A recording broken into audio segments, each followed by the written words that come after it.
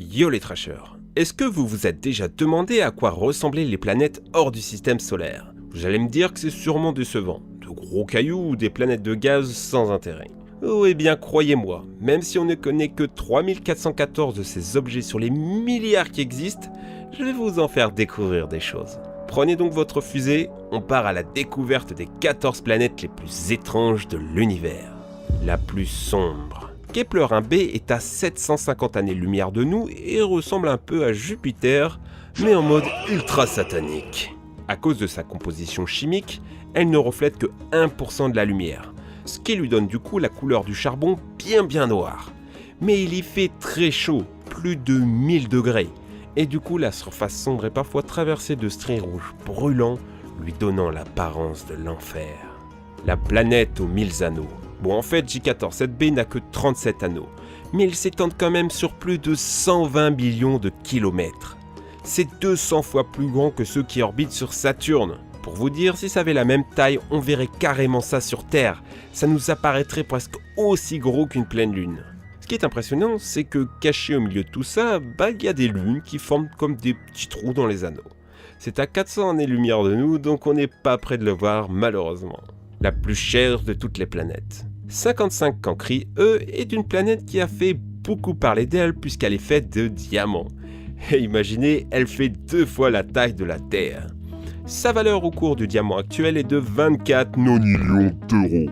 Il suffirait de 0,18% de la planète pour rembourser la totalité de toutes les dettes du monde. Bon, ça c'est sur papier. En réalité, si on trouvait autant de diamants, ça n'aurait plus aucune valeur. La planète est à 40 années-lumière de nous et il est fait plus de 2000 degrés. On vous rappelle quand même que la composition du diamant, c'est genre vos mines de crayon papier en mode bien comprimé. Pas de quoi en faire tout un plat. Une planète de glace en feu.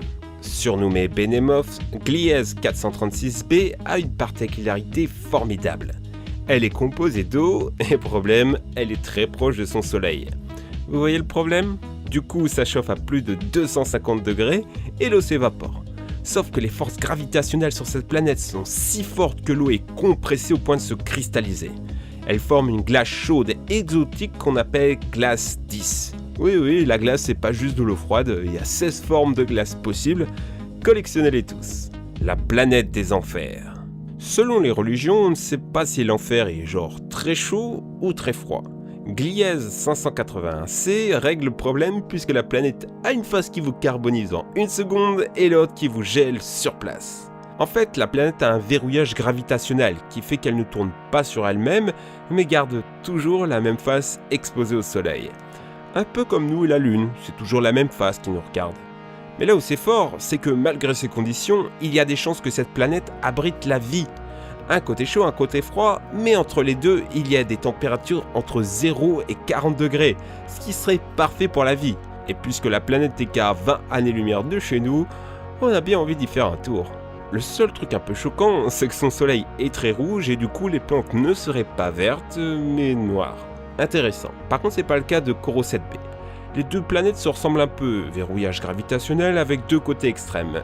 Mais là, c'est pire. La face exposée au soleil est si chaude et les vents si violents que vous avez sur toute la planète des pluies de lave et de roches, même sur le côté froid. Avalée par une étoile. Alors WASP 12b a genre vraiment pas de chance.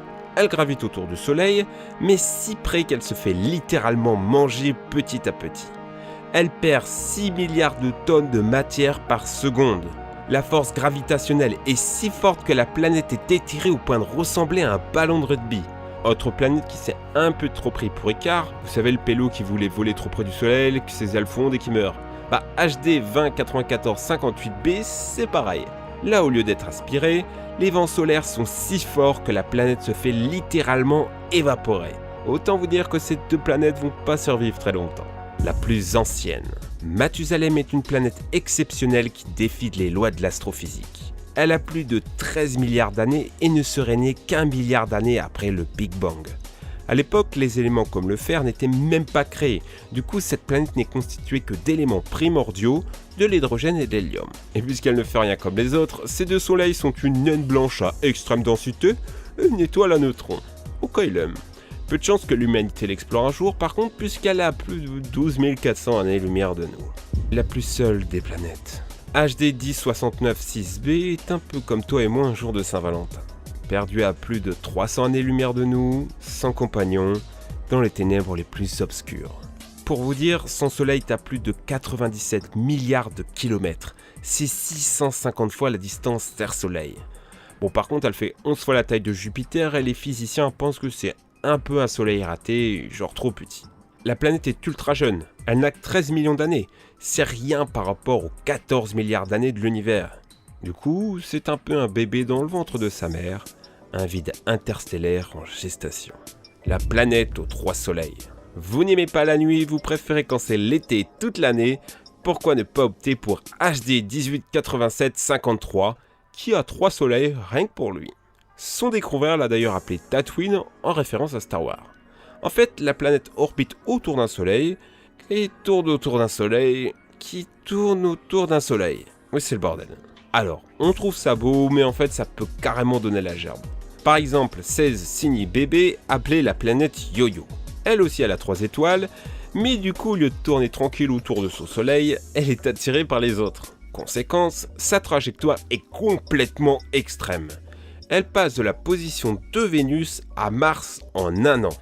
L'été est en mode bien hardcore, l'hiver est gelé, et finalement il y a 3 mois par an où tu as des conditions à peu près comme sur la Terre. Et puisqu'on parle de saisons extrêmes, je suis obligé de parler de Sweep 10 qui a une année, un tour du soleil, en 10 heures. Oui, c'est la planète la plus rapide de l'univers. L'univers est fascinant quand même. Alors, on ne verra jamais les planètes dont on vient de parler. On ne peut pas non plus les voir au télescope, et tout ce que je viens de vous dire provient de calculs mathématiques très complexes. Il y a une vidéo de Science étonnante qui parle de comment on découvre de nouvelles planètes et c'est fascinant. Mais ne pleurons pas tout de suite. L'homme a déjà mis les pieds sur d'autres planètes. Est-ce que vous saviez que nous étions déjà allés sur Vénus ? On n'en parle pas souvent, mais l'EURSS y a mis les pieds en 1982, nous rapportant ces photos d'une planète inconnue, perdue dans son doux voile jaune mystérieux. Bon, en fait, il y fait plus de 400 degrés et il est en train de pleuvoir de l'acide sulfurique. C'est ça l'esprit russe. Plus calme, on a Mars. Par les Américains cette fois. C'est grand, c'est vide, mais il y a cette photo qui m'a beaucoup ému. Un coucher de soleil sur Mars. Il faut s'imaginer que partout dans l'univers, il y a d'autres spectacles peut-être aussi beaux que ce que l'on trouve sur Terre.